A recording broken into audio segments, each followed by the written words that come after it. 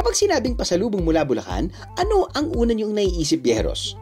Chicharon, minasa, and pastillas de leche. Chicharon po. Pastillas, lechon, tsaka po chicharon. Ang chicharon na ipinagmamalaki ng Bulacan, abay, literal na sumobra na sa laki. Sa Santa Maria, Bulacan, hindi damit ang nakasampay sa mga bakuran, kundi balat ng baboy. Nakakalakihan ko na yan eh. Bata pa ako, may chicharon na sa Santa Maria eh. Tsaka mas kilala talaga yung Santa Maria, ang produkto namin, chicharon. Kada araw, nakagagawa sila ng 1,000 kilo ng chicharon. Wow! At para ma-level up ang negosyo, naisipan nilang gumawa na rin ng giant chicharon.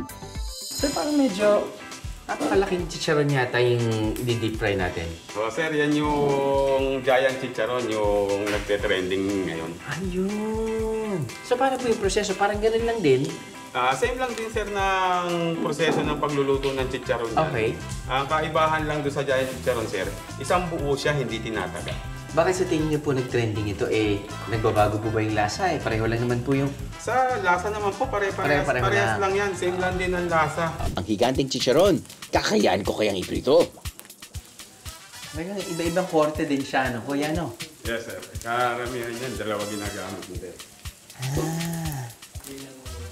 Para mag-flatten siya ng konti.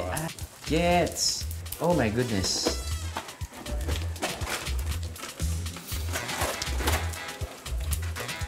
Aray ko! Wala.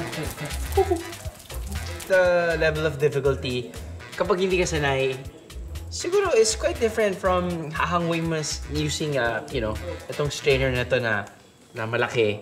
Binibenta nila ang giant chicharon mula 300 hanggang 400 pesos, biyeros. Sabi na, healthy naman, basta isang piraso lang eh.